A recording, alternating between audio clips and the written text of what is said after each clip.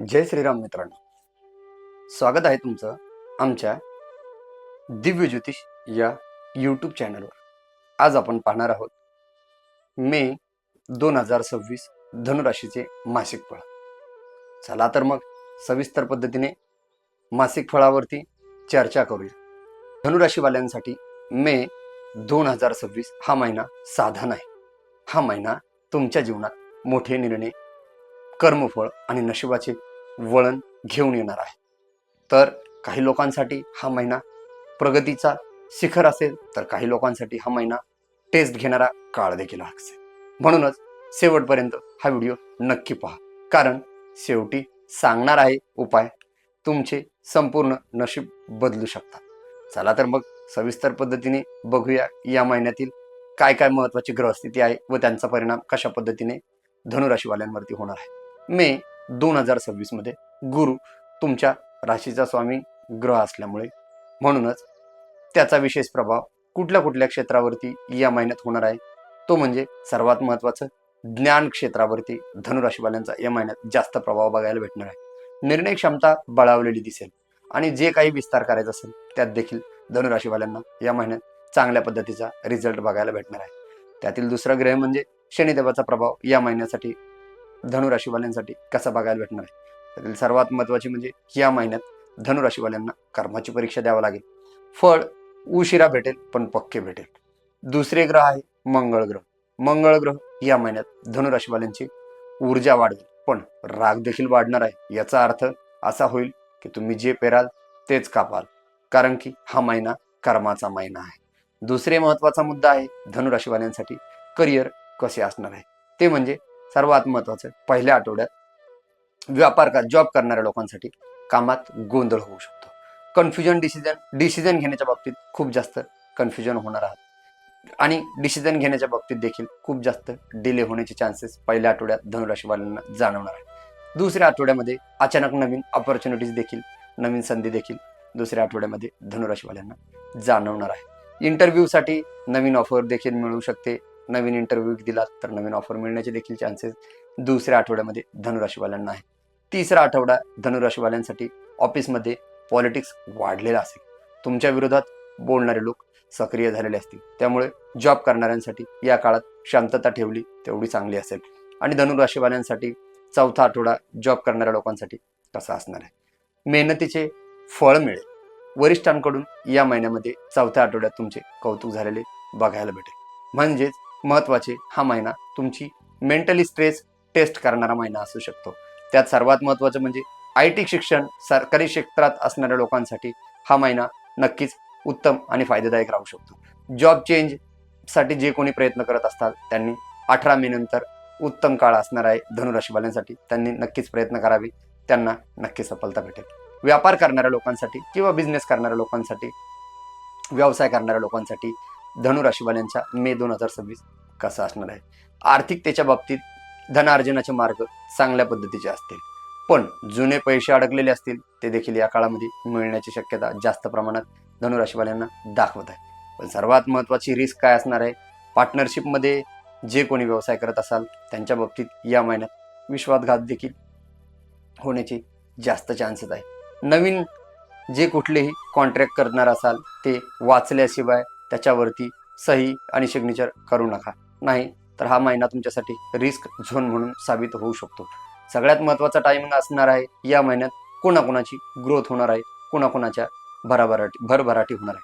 त्यातील सर्वात महत्त्वाचं म्हणजे जे कोणी ऑनलाईन व्यवसाय करता त्यांची या महिन्यात भरभराटी होणार आहे. डिजिटल क्षेत्रात जे कोणी काम करत आहे त्यांना देखील या महिन्यात चांगल्या पद्धतीचा फायदा होणार आहे. जे कोणी धार्मिक क्षेत्रात स्पिरिच्युअल आहेत त्यांना देखील या महिन्यात चांगला फायदा होऊ शकतो.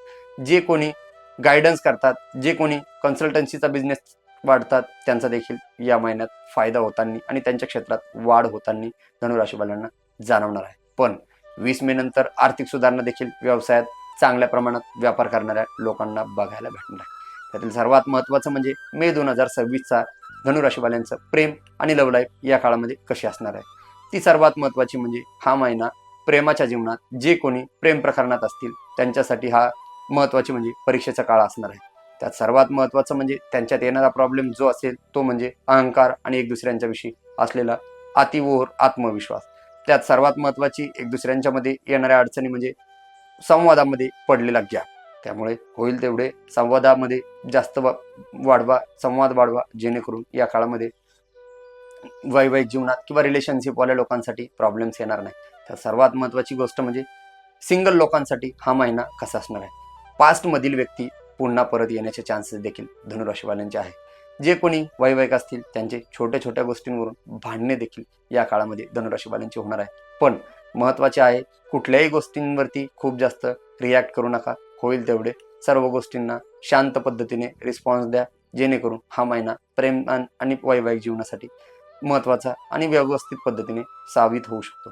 त्यात सर्वात महत्त्वाचं म्हणजे 25 मे नंतर प्रेमात सुधारणा होईल. या महिन्यामध्ये धनुराशीवाल्यांची मानसिक स्थिती कशी असणार आहे. या महिन्यामध्ये अतिविचार करणे मानसिक मनस्थितीच्या दृष्टीने या महिन्यात वाढणारे आहे. धनुराशीचे कुठलेही निर्णय घेताना भीती वाटण्याचे चान्सेस देखील धनुराशीवाल्यांना या महिन्यात बघायला भेटणार आहे. कधी कधी खूप जास्त स्वतःला एकटे समजाल. त्यामुळे सर्वात महत्त्वाचं या महिन्यामध्ये तुम्ही मेडिटेशन करा, ध्यानधारणा करा, जेणेकरून तुमचा हा महिना शांततेने जाईल. आरोग्याच्या दृष्टीने धनुराशीवाल्यांसाठी हा महिना कसा असणार आहे. पचनक्रियेच्या संबंधाने या महिन्यात जास्त तकलीफ जाणवणार आहे. त्यामध्ये लिव्हर आणि ऍसिडिटीचे प्रमाण, लिव्हरवरती सूज आणि ऍसिडिटीचे प्रमाण देखील या काळामध्ये धनुराशीवाल्यांना जास्त प्रमाणात जाणवणार आहे. त्यात सर्वात महत्त्वाचं म्हणजे डोकेदुखी आणि बीपीवाल्या लोकांना देखील या काळामध्ये जास्त तकलीफ होऊ शकते. स्ट्रेसमुळे कुठल्याही पद्धतीचं जास्त टेन्शन घेतल्यामुळे तुमची शारीरिक रोगप्रतिकारात्मक शक्ती कमी होण्याचे देखील चान्सेस खूप जास्त प्रमाणात आरोग्याच्या दृष्टीने धनुराशीवाल्यांना या महिन्यात शास्त्राने जाणवलेले आहे. त्या शास्त्राने काही महत्त्वाचे उपाय दिलेले आहे आरोग्याच्या दृष्टीने. ते म्हणजे गरम पाणी प्या, सकाळी हलका आहार घ्या आणि सकाळी चालणे नियमित सुरू करा, जेणेकरून तुमच्या आरोग्याच्या दृष्टीने या महिना तुमच्यासाठी फायद्याचा राहील. त्यात सर्वात महत्त्वाचं म्हणजे या महिन्यात शास्त्राने काही सावधानी देखील दिलेली आहे. त्यात सर्वात महत्त्वाची सावधानी म्हणजे कोणावरही अंधविश्वास ठेवू नका. पैशाचे व्यवहार लिखित स्वरूपात ठेवा, जेणेकरून तुमच्या संबंधाने कुठल्याही पद्धतीची फसवेगिरी किंवा फ्रॉड होणार नाही. रागावरती नियंत्रण ठेवा. कुठल्याही पद्धतीनं रागात निर्णय घेऊ नका. आणि सर्वात महत्त्वाचं म्हणजे 12 मे ते 19 मे हा काळ थोडासा तुमच्या संबंधाने सेन्सिटिव्ह असणार आहे. त्यामुळं कुठल्याही पद्धतीचे महत्त्वाचे निर्णय या काळामध्ये घेऊ नका. शास्त्राने काही धनुराशीवाल्यांसाठी महत्त्वाचे उपाय देखील दिलेले आहे. या उपायांमध्ये तुम्ही श्रद्धापूर्वक आणि नियमित स्वरूपाने पालन केले तर तुमच्यामध्ये या महिन्यात नक्कीच चेंज किंवा काहीतरी परिवर्तन झालेले बघायला भेटू शकते. त्यात सर्वात महत्त्वाचं म्हणजे प्रत्येक गुरुवारी केळीच्या झाडाला पाणी अर्पण करा आणि हळद आणि चना डाळाचा नैवेद्य केळीच्या झाडाला ठेवा, जेणेकरून धनुराशीवाल्यांसाठी हा महिना चांगला जाईल. हळद आणि चना डाळ दान देखील केली तरी चालून जाऊ शकते. दुसरा महत्त्वाचा उपाय आहे ओम ब्रह्म बृहस्पती नमः या मंत्राचा रोज 108 वेळा जाप करा. तिसरा उपाय दिलेला आहे गुरुवारी पिवळा कपडा घाला, शिक्षक किंवा गुरुच्या स्थानी असणाऱ्या व्यक्तीचा आशीर्वाद घ्या, जेणेकरून या महिन्यामध्ये सर्व प्रकारच्या संकटांमधून तुमची सुटका होईल. चौथा आणि सर्वात शेवटचा उपाय म्हणजे निगेटिव्ह एनर्जी पासून दूर राहा आणि घरात कायमस्वरूपी कापूर जाळत चाला. आजच्यासाठी एवढेच. भेटूया नवीन व्हिडिओमध्ये आणि नवीन राशीसाठी. जय श्रीराम.